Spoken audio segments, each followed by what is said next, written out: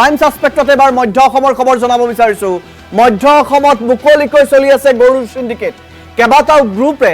নিজৰ নেটৱৰ্কত চলাই আছে গৰুৰ সিন্ডিকেট এটা গ্ৰুপৰ নেতৃত্ব লৈছে শ্যামল দেৱনাথৰ লগত আছে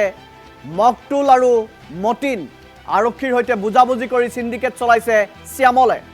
ৰাষ্ট্ৰীয় ঘাইপথেৰে জাগিৰুদ জোৰাবাট হৈ মেঘালয়লৈ পাৰ কৰিছে গোধন কিছুদিন পূৰ্বে চুৰাং গোধন সৰবৰাহৰ বিৰুদ্ধে কঠোৰ হৈছিল নগাঁও আৰক্ষী এতিয়া হঠাৎ নগাঁও আৰক্ষী নিতাল মাৰিলে শ্যামলে মুখ বন্ধ কৰিলে নেকি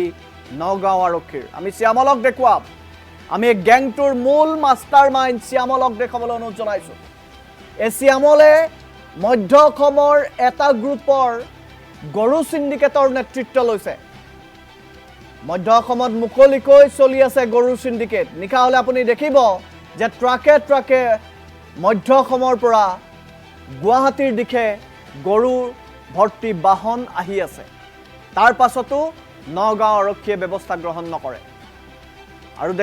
দেখিছে আপুনি নিশ্চিতভাৱে এখন দৃশ্যাংশ আমি দেখুৱাইছো নিজৰ প্ৰভাৱ দেখুৱাবলৈ বিভিন্ন নেতাৰ হৈতে ফটো উঠে নিজৰ প্ৰভাৱ দেখুৱাবলৈ পিজুচ হাজৰিকাকে ধৰি বিভিন্ন লগত ফটো উঠে আৰু আৰক্ষীক দেখুৱাই যে মোৰ হাতখন দীঘল মোৰ হৈতে আপোনালোকে হাত মিলাওক আৰু এই সিন্ডিকেটত সহায় কৰক আৰু সেইভাবে মধ্য অসমত গৰু সিন্ডিকেট বন্ধ নহল নেকি আমি দেখুৱাইছো কেবাটাও গ্ৰুপে নিজৰ ষ্টাইলত গৰু সিন্ডিকেট চলাই আছে আৰু এটা গ্ৰুপৰ নেতৃত্বত আছে শ্যামল দেৱনাথৰ লগত লগ লাগিছে মকটুল আৰু মতিন